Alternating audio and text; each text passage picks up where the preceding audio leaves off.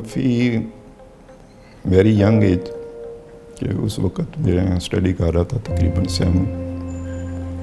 तो हम 6 भाई थे, 3 बहनें थीं। वालिद जो था वो हमारे इंतहाई सादा और शरीफ आदमी थे, तो वक़्त पास करना बहुत मुश्किल था। तो वो एक्चुअली शू मेकर थे मेरे वालिद, तो बाहर से भी शूज़ लेके सेल करते थे और ख़ुद भी बनाते थे। तो मेरे कुछ क्लास फेलो कुछ अच्छी पोजीशन में थे, किसी का वालिद काउंसलर है, कोई किस तरह है, कोई किस तरह है। तो हम जस्ट एक वर्कर टाइप। तो बस पता नहीं मेरे ज़हन में क्या है कि मैंने कुछ फैमिली के लिए करना है। तो मैंने अपनी पढ़ाई छोड़ी और मैंने प्रॉपर इस काम को सीखा लाहौर आके। ठीक है, उस वक़्त हमारी रिहाइश नारवाल के करीब थी। तो वैसे तो मेरी पैदाइश भी लाहौर की है। कुछ अर्से बाद जब मैं तीसरी क्लास में था तो हम शिफ्ट हो गए थे लाहौर के बाहर। वापस आके मैंने कोई 2 साल 3 साल की ट्रेनिंग ली। तो मैंने सोचा कि ये चीज़ एक जो जिनके पास मैंने ट्रेनिंग की वो अजीज़ थे, उनका एक कारखाना था शूज़ का। तो मेरे ज़हन में कि यार इस तरह का तो मैं चला सकता हूँ, मैं भी कर सकता हूँ, मेरे साथ कोई मिल जाए। तो मैंने फिर अपने फादर से बात की, भाई को साथ लिया और मेरा हाल कोई 15 बाई 20 की जगह होगी जहाँ से मैंने ये शुरू किया। और आप बिलीव करेंगे कि उस वक्त 1300 रुपये में मैंने चारा शुरू किया, जिसमें रेंट भी दिया, मशीनें भी रखी और मटेरियल भी लिया। बड़ा मतलब कि 3-4 आदमियों से। 1992 में मेरे साथ मेरा छोटे भाई यूनुस साहब भी आ गए। फिर उसके बाद कोई 5 साल बाद दूसरे भाई भी आ गए। फिर मैंने फाइनेंस वगैरह सारा ऑफिशियल जितने काम थे वो यूनुस भाई को दे दिए। मैंने प्रोडक्शन को जो है ना वो देखना शुरू कर दिया। फिर मेरा ज़्यादा फोकस रहा डिज़ाइनिंग पे, डेवलपमेंट और क्वालिटी पे। तो ये 2 चीज़ें होती हैं ज़्यादा। तो शुरू से मेरा जो है ना इसी पे ही फोकस रहा। तो शुरू स्ट्रगल काफ़ी करनी पड़ी वैसे। मार्केट में भी अपनी जगह बनाने के लिए मैंने जब स्टार्ट किया तो मैंने ब्रेक इवन पे जो है ना अपनी प्रोडक्ट को सेल किया। तो बड़ी मुश्किल लोगों को कि यार देखें रखें। कई अपने भी थे जिन्होंने कहा यार तुमने ये क्या पंगा लिया, लेकिन कई ऐसे भी थे कि यार ये बहुत अच्छा है, तुम यहाँ छोड़ जाओ, सेल होगी तो पैसे दे देंगे। तो मेरे लिए वो अल्फाज भी बड़े थे। तो जैसे कि पहले मैंने बताया कि मैंने स्टडी भी कंप्लीट नहीं की, 7 क्लास से जो है ना मैंने छोड़ के। तो ये तो वो एक ज़हन में अल्लाह ने सब कुछ दिया, लेकिन जो स्टडी का टाइम है ना वो नहीं मिला। ठीक है, क्योंकि फिर ये काम इतना हार्ड वर्किंग थी। मैंने ये भी बताया कि मैंने 18 घंटे तक भी खुद जो है ना अपने हाथ से शूज़ बनाए। तो वो एक फील थी कि यार ये चीज़ जो है ना ये आगे बच्चों पे ना हो, बच्चों की स्टडी भी कंप्लीट हो, अच्छी स्टडी करें, इनका फ्यूचर बेहतर हो, इतनी हार्ड वर्किंग ना करनी पड़े। लेकिन हार्ड वर्किंग भी मैं कहता हूँ कि भी ये भी अल्लाह की मेहरबानी है, ये इंसान को सीधा करती है। ये आप लोगों को बताती है कि आगे आपने कल को आसानी होगी तो उसको नहीं भूलना। ठीक है, आपने कोई प्राउड में नहीं आना, कैसे आपने किया हुआ उसको याद रखना। तो इस तरह जो है ना अल्हम्दुलिल्लाह बच्चे मेरे बेटे सारे अच्छे हैं। उमर बहुत सेंसिटिव बच्चा है, वो एक दीन के हिसाब से ये नमाजी, परहेज़गार, इस तरह की चीज़ें हैं। अली ज़रा थोड़ा सा डिफरेंट है, क्योंकि वो ज़रा बाहर रहा ना तो उसकी गोरों वाली बातें आ गई। टाइमिंग, खाना पीना, अपने आप को फिट रखना, और उसका अभी तक यही है कि मैंने एक्सपोर्ट पे जाना है, मैंने एक्सपोर्ट करना है। तो अबू बकर जो है ये भी माशाल्लाह बहुत अच्छा टैलेंटेड बच्चा है, बहुत नाइस है, सेंसिटिव भी है। सबसे बड़ी बात है कि ये अपनी टीम डेवलप करना जानता है, बड़ा धीमा और अपनी टीम को लेके साथ चलने वाला है। और अब बड़ी स्ट्रगल कर रहा है वो भी रिटेल में, जिस तरह उसने स्ट्रगल की है, पहले होलसेल में की, रिटेल में की, कर रहा है। तो हसन साहब जो हैं वो छोटे हैं, हमने कहा कि यार तुम डेवलपमेंट को देखो, वो भी कोशिश कर रहे हैं, लेकिन चारे अपनी अपनी, जिस तरह 5 उंगली एक जैसी नहीं होती। अल्लाह ताला ने हर किसी की हिम्मत, सोच थोड़ी बहुत ही different. Overall nice people. It's been 15 years since I'm part of the company. मैंने ज्वाइन किया Starlet back in 2012 after completing my master degree. So it was a unique experience because I didn't had any hand-on experience prior to my joining in Starlet. So सब कुछ इधर से ही सीखा, इधर से learn किया। I spent time in different departments, और जब different departments में गए तो उसमें हर department के अपने unique challenges थे। तो it was a great learning experience, और डिफरेंट डिपार्टमेंट से सिंक करके और इवेंचुअली क्रिएटिंग अ हारमनी और सिस्टम और उस सब चीज़ों को लेके चलना, that was a really unique experience for me. मैंने जब ज्वाइन किया it was 2013, probably 12-13 years from now, और हम लोग we were studying in UK, चारों भाई साथ थे, और मेरी जो है qualification it's MSc in global supply chain management. और हम जब पाकिस्तान वापस आए, सबसे पहले बड़ा भाई, फिर मैं वापस आया, तो एक तो आपका कल्चरल शिफ्ट जो है वो बहुत बड़ा है। आप यूर स्टडिंग इन अब्रॉड, तो वहाँ पे चीज़ें किस तरह फिर यहाँ आए। और उसके अलावा कि इधर आने के बाद सिर्फ मैंने एक सैटरडे को आया हूँ, संडे ऑफ लिया, और मंडे को यूर इन ऑफिस। मतलब मुझे याद है कि मैंने जब ज्वाइन किया था तो मैंने रिटेल के ऑफिस में एज अ ऑडिटर बिल्कुल एग्जेक्टिव लेवल पे वर्क स्टेशन पे मैंने स्टार्ट किया, और मैंने 3 to 4 वीक्स वहाँ पे स्पेंड किए। मैंने सप्लाई चेन में समझें कि रिप्लेनिशमेंट में भी थोड़ा सा काम लिया। फिर उसके साथ साथ चूँकि मैं यूके से स्टडी करके आया था तो मुझे मार्केटिंग का बहुत इंटरेस्ट था। तो 2014 के मार्च या अप्रैल में मैंने फ़र्स्ट एड रन की थी खुद अपने पर्सनल कार्ड से, और तब समझे कि फ़ेसबुक में इतना कोई सोशल मीडिया में रुझ नहीं था।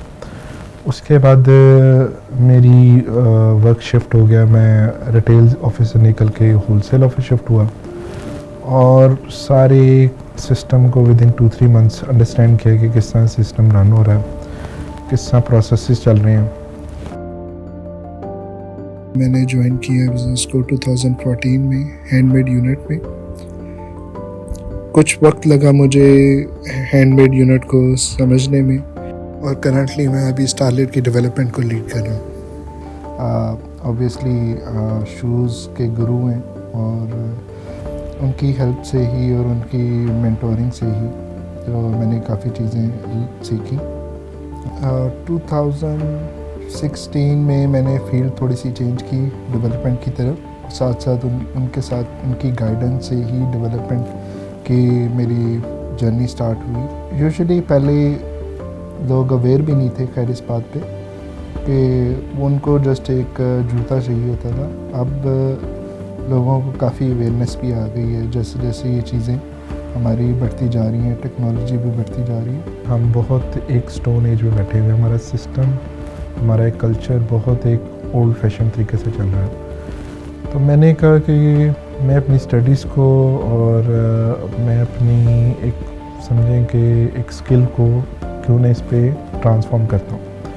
तो मैंने इसके साथ साथ ही एक पैरेलल ऑर्डर बुकिंग का एक पोर्टल बनाया, और मैंने इसलिए किया कि सारा काम डिजिटली हो रहा था और मेरी कोशिश थी कि हम भी इस चीज़ को उस टाइम नंबर 1 पे अचीव करें, ऑर्डर बुकिंग को, और डिजिटली ट्रांसफॉर्म करें चीज़ों को। यहाँ पे हर एक जो शूज़ है वो एक उसकी डिफरेंट कंस्ट्रक्शन है, उसकी डिफरेंट लुक है। तो हर एक जो हमारी जो शूज़ की मैन्युफैक्चरिंग है उसकी स्टार्ट टिल दी एंड हमें एक ट्रायल करना पड़ता है उसका, फिर उसकी डॉक्यूमेंटेशन करनी पड़ती है, उसके प्रोसेस मेंशन करने पड़ते हैं, उसकी टेस्टिंग करनी पड़ती है। इसी तरह हमारा एक फाइनल क्वालिटी प्रोडक्ट तैयार होता है।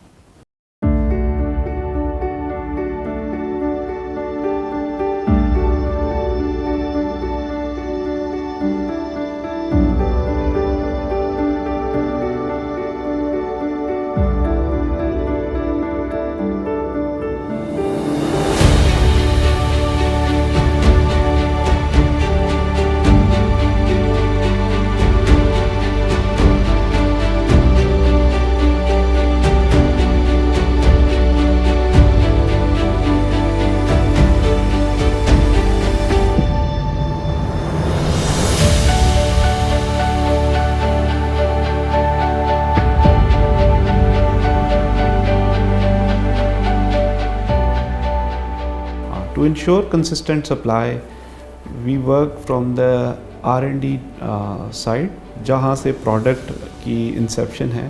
सो वहाँ से भी हम फोकस करते हैं कि इसमें कैसी चीज़ें यूज़ करें, कैसे इसमें जो है मटेरियल यूज़ करें, और कैसे इसमें इनोवेटिव पार्ट्स को लेके आएँ। जैसे हम इन दी एंड तक प्रोडक्ट में थ्रू आउट कोई हमें किसी किस्म की भी कोई क्वालिटी या कोई चैलेंजेस ना बने। और सिंस स्टारलाइट के पास अपनी ही सप्लाई चेन है, तो उसका फ़ायदा ये है कि हम हर एरिया ऑफ सप्लाई चेन को कंट्रोल कर सकते हैं। तो सप्लाइंग द प्रोडक्ट कंसिस्टेंटली इतना हमारे लिए चैलेंजिंग नहीं है as compare to other things. Start में काफ़ी चैलेंजेस थे क्योंकि हमारे जो कस्टमर्स थे वो इस माइंडसेट के नहीं थे, मोस्टली एजुकेटेड भी नहीं थे, मतलब बहुत ही टफ टाइम था ये इसको टैकल करने का। स्टारलाइट की हिस्ट्री में कभी शूलैंड कॉन्फ्रेंस नहीं हुई थी, जिसको लोग रोड शो भी कहते हैं। हमने वो ऑर्गेनाइज़ की थी, फर्स्ट टाइम था, तो हमें बहुत ही अच्छा रिस्पांस मिला क्योंकि कस्टमर्स ऑलरेडी थे हमारे स्टारलाइट के होलसेल के थ्रू। तो हमने एक रोड कॉन्फ्रेंस करके उनको फिज़िकली अपनी एक फुल फ्लेज वैरायटी इंट्रोड्यूस कराना स्टार्ट किया। टू इंश्योर क्वालिटी हमारे पास डिफरेंट स्ट्रेटेजिक पार्टनर्स हैं which we have short listed over the period of time.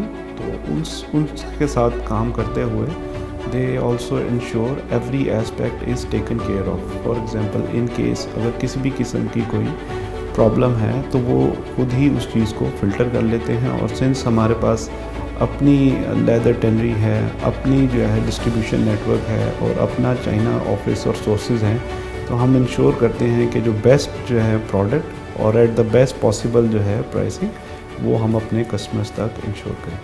हम लोग पहले 1-2 कंट्रीज़ के अंदर काम कर रहे थे, लेकिन now we are trying to penetrate in all over Europe, और अब कोशिश कर रहे हैं अमेरिका वाली साइड में भी जाएं। एक्सपोर्ट के अंदर जो आपको चैलेंज है, that doesn't give you one more chance to make mistake। एक mistake is highly costly। तो उसके लिए हमें कोशिश ये करनी पड़ी कि हमें अपना R&D department up to the next level international standard पे लेकर जाना पड़ा, मैन्युफैक्चरिंग फैसिलिटी को इंटरनेशनल लेवल पे लेकर जाना पड़ा। आपकी ISO रिक्वायरमेंट्स हैं, BSCI रिक्वायरमेंट्स हैं, आपने ये सारी कंप्लाइंसेस को मीट करना होता है। अगर 3 मंथ्स की बात करें, उसमें हमें उसकी लास्ट, उसके मटेरियल्स, उसके मोल्ड्स और उनकी जो फाइनल सैम्पलिंग है वो हमें उसकी प्रोटोज़ तैयार करने पड़ती हैं, उसकी टेस्टिंग करनी पड़ती है। फ्लेक्स मशीन हो गई हमारी, एजिंग मशीन हो गई, आउटसोल की टेस्टिंग मशीन हो गई। तो हम उस में जो भी अपना प्रोडक्ट डेवलप कर रहे होते हैं उसमें हम अपनी ये सारी चीज़ें टेस्ट करते हैं। फिर जैसे ही हमारी वो चीज़ें अप्रूव्ड होती हैं तो उसको मैन्युफैक्चरिंग में हम उसको ट्रांसफ़र कर देते हैं। और उसके अलावा फिर मेन चीज़ जो है product line. For example every person has a different choice. आपको जिस तरह के शूज़ पसंद है मुझे नहीं पसंद, तो now we are talking about another country. अब यूरोप के जो फीट साइज़ हैं that is different from the feet size in America, तो उधर के साइज़ डिफरेंट हैं। जब साइज़ की बात हुई फिर फैशन की बात हो गई, डिज़ाइंस की बात हो गई, और इसके अंदर भी कैटेगरीज इतनी ज़्यादा है कि अगर लेडीज़ की बात करते हैं तो 3, 4, 5, 15 की कैटेगरीज आ जाएंगी एक सेक्शन के अंदर। कहने को लोग सिर्फ कैजुअल शूज़ कह रहे होंगे, लेकिन वी नो कि casual shoes has no meaning unless you define it further down the line. तो बीइंग अ पाकिस्तानी आपके साथ जो ये इमेज होता है, तो इसको सेल करना itself is a tricky job now. कि अगर कोई मिस्टेक होती है and you go to another country and you start asking that customer what happened and we will give you a next chance, तो we will give you a better product and they actually tell you don't have any other chance, that's it, it's gone. Once the shoe is packed in the box फिर भी 100% दोबारा खोलते हैं हम, क्योंकि अगर कोई भी मिसहैप हो गया वो इस फैक्ट्री में होगा तो it has very less cost value, लेकिन वो जब एक्सपोर्ट हो गया और कस्टमर के पास चला गया और उसने जाके कहा कि यार इसके अंदर ये कुछ हुआ या क्या है, तो फिर वो it's a big disaster. In coming years I see Starlight growing internationally, और उसमें मुझे लगता है कि हमें जो वर्ल्ड वाइड ट्रेंड्स हैं उसके साथ रहते हुए अपनी प्रोडक्ट में कोई यूनिक स्टारलाइट का जो लेदर हमारा कंपेटिटिव एडवांटेज है उसको रखते हुए हम अपनी प्रोडक्ट को एक इंटरनेशनल मार्केट में भी देख रहे हैं। तो उसके साथ जो हमारी क्वालिटी है that is also above all that is available locally, तो हम एज़ पर इंटरनेशनल स्टैंडर्ड्स अपनी प्रोडक्ट को देख रहे हैं कि वो different part of the world में भी अवेलेबल होगी। We are starting from Dubai और फिर उसके बाद next countries US, UK, Australia, New Zealand, इस तरह की कंट्रीज़ को कैटर करेंगे। Once we are done with one country फिर बाकी कंट्रीज़ करना कोई मुश्किल काम नहीं है। और जैसे ही ग्लोबली हमारा एक गोल अचीव होता है उसके बाद हम इंटरनेशनली भी अपनी कोई रिटेल प्लान कर रहे हैं। ये जो सारी स्ट्रगल है इसमें बड़ा रोल जो है ना ये हमारी जो वर्कर हैं, लेबर है, एम्प्लॉइज़ हैं, उनका भी है। ठीक है, तो आदमी एक तो कुछ नहीं कर सकता, एक टीम वर्क है। तो मेरी अपनी जो वर्करों को, लेबर को भी है कि आप लोग बहुत जल्दी ये ना देखा करें कि मुझे मिल क्या रहा है। कोई आपको कुछ नहीं दे सकता, जो भी होगा वो आपका काम, आपकी स्ट्रगल, आपकी मेहनत जो होगी वो ऑटोमेटिकली आप लोगों को मिलनी है, वो मिलेगी। हम कौन होते हैं देने वाले? आपकी मेहनत ही आपको रिवर्स मिलेगी।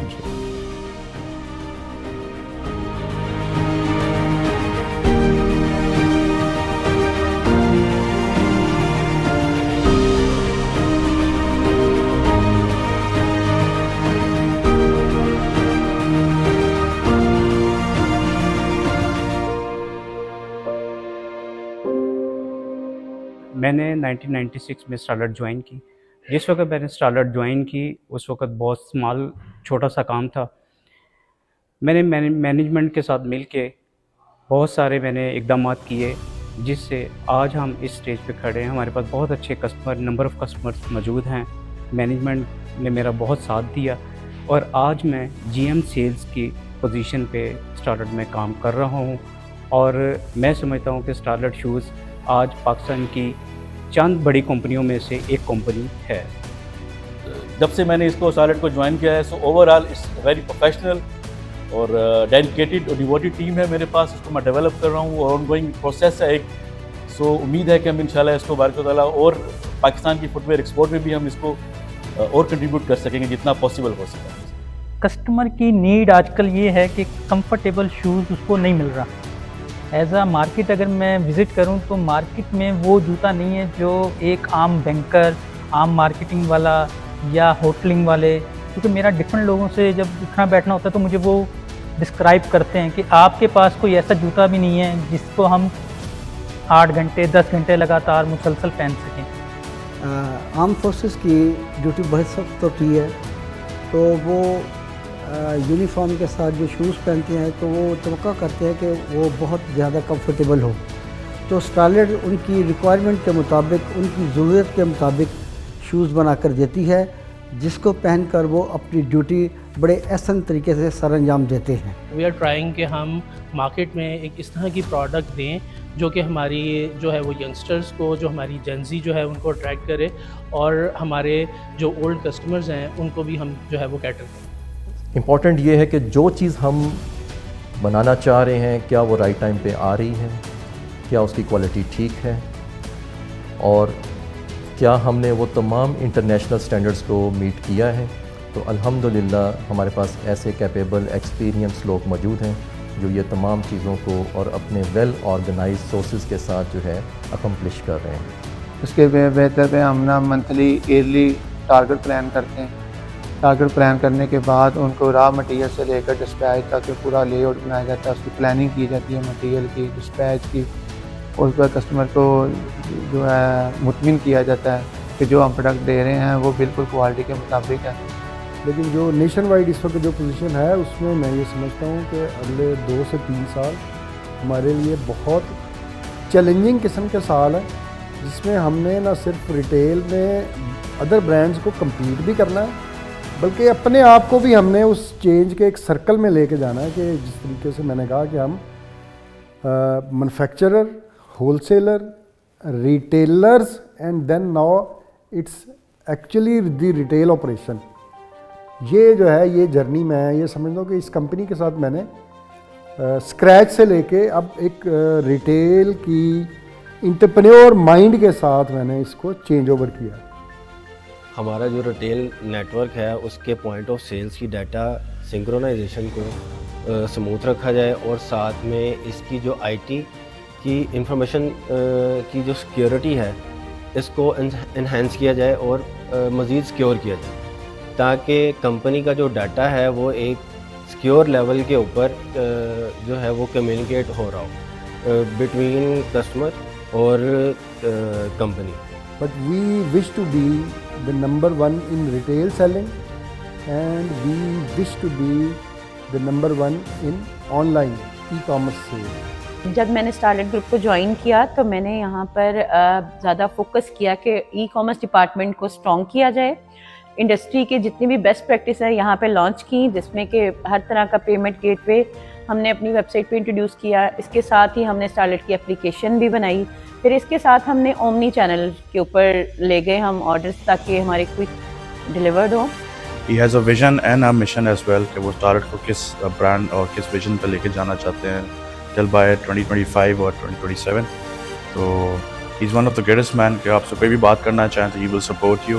वो कोई हर्डल क्रिएट नहीं करेंगे बीच में, ठीक है। ही विल ऑलवेज भी कि आप सोल्यूशन लेके आओ and I am here to deal with it.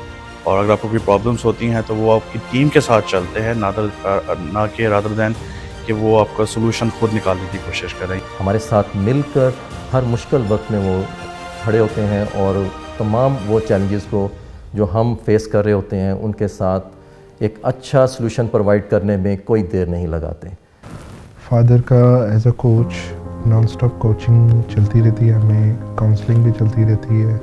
Product knowledge, awareness, product quality, product specs, इसके ऊपर भी वो सारी डिटेलिंग हमें नॉन स्टॉप बताते रहते हैं। उनकी जो वो गाइडेंस है या वो जिस तरह कर रहे थे, तो अब थोड़ी वो चीज़ें समझ आ जाती हैं कि वो चाह कह रही हैं। अगर वो कोई अधूरी बात करते हैं या कोई पॉइंट आउट करते हैं तो, या किसी को कोई मैसेज टेक्निकली वो देना चाहते हैं तो थोड़ी उससे पहले ही आइडिया हो जाता है।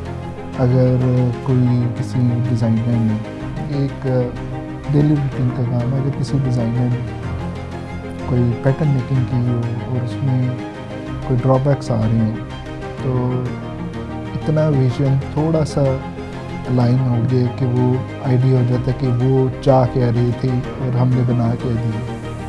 माशाल्लाह जो विज़न वो रखते हैं तो हम सोच भी नहीं सकते कि वो क्या सोच रहे हैं। और काम में उनका एक नॉन स्टॉप टीचिंग रही है हमें since the day we started, और सिंस एज अ स्टूडेंट उन्होंने हमें throughout the life teach किया। मतलब कोई इस तरह का काम नहीं है जिसमें उन्होंने गाइडेंस हमें ना दी हो। अभी तक मैं बच्चों से ज़्यादा स्ट्रगल कर रहा हूँ। इनको समझाने के लिए, सीधा करने के लिए आप लोगों को कोई प्रॉब्लम ना हो। अल्लाह मैं कह रहा हूँ मुझे फ्री कर दें। मुझे एक सेकंड लाइफ में भी एक अपॉर्चुनिटी मिलती है, ऑप्शन मिलती है, तो मैं फिर भी उसको अवेल नहीं कर पाऊँगा, क्योंकि जो जिस तरह चीज़ें उन्होंने ट्रांसफॉर्म की हैं as a family, as a business, ये आजकल कोई भी नहीं कर सकता। तो स्टारलेट लोगों के लिए तो ये सब कुछ है, लेकिन हमारे लिए एक पहचान है। किसी को आप कहते हैं कि स्टारलेट के बारे में बता दें, तो हम कहेंगे यार मेरा नाम अगर अली है, तो वो मुझसे पूछते हैं अली कहाँ से, तो हम फिर बताते हैं यार अली स्टारलेट से। तो स्टारलेट एक पहचान है, एक रिकग्निशन है हमारे लिए। तो इस पहचान को सोचते हुए तो उसकी इमेज को हमें उस तरह ही ख्याल रखना पड़ता है। और उनका फोकस होता है कि हम कस्टमर्स को प्रोडक्ट क्वालिटी डिलीवर करें और कस्टमर के साथ कभी गलतफहमी ना करें, मतलब ट्रांसपेरेंसी के साथ चलें। अगर हमने उसके अब पैसों के हक अदा नहीं किया ना, तो हमारे काम का फ़ायदा कोई नहीं है। तो मैं तो इस ग्राउंड तक जो है ना, ये अपने काम को सोचता हूँ। जो कस्टमर्स हैं, स्टारलेट के कस्टमर्स के लिए मेरा ये मैसेज है कि जो इन लोगों का बिलीव है हम पे, वो बरकरार रहे, कंटिन्यूस रहे। इसके अंदर हम लोग डेली बेस पे एफर्ट कर रहे होते हैं कि कोई मिसहैप नहीं हो जाए। जो एक्सपीरियंस है उनका वो इट स्टेज फॉर एवर। कुछ इस तरह वर्किंग डेली बेस पे सोच रहे होते हैं कि किस तरह इम्प्रूव किया जाए, किस तरह नई प्रोडक्ट लाई जाए, किस तरह क्वालिटी इन्हांस की जाए, किस तरह प्राइस इकनॉमिकल की जाए। तो इन सब चीज़ों पे हम वर्किंग कर रहे होते हैं। और हम मुझे उम्मीद है कि we will create a impact for everyone, for our stakeholders involve. और उसमें जितने भी हमारे कस्टमर्स हैं, जितने भी हमारे से एसोसिएटेड एम्प्लॉयज़ हैं, सप्लायर्स हैं, हम सबके लिए एक यूनिक वैल्यू ऐड करेंगे for the years to come. हम कोई भी प्रोडक्ट कस्टमर के कंफर्ट और ड्यूरेबिलिटी को माइनस करके नहीं सोचते। तो कस्टमर अगर अपना शूज़ केयर के साथ रखेगा, उसको सही तरह यूटिलाइज करेगा, तो हमारा प्रोडक्ट कभी ख़राब नहीं होगा, क्योंकि हम इस पे इम्पोर्टेड मटेरियल यूज़ करते हैं।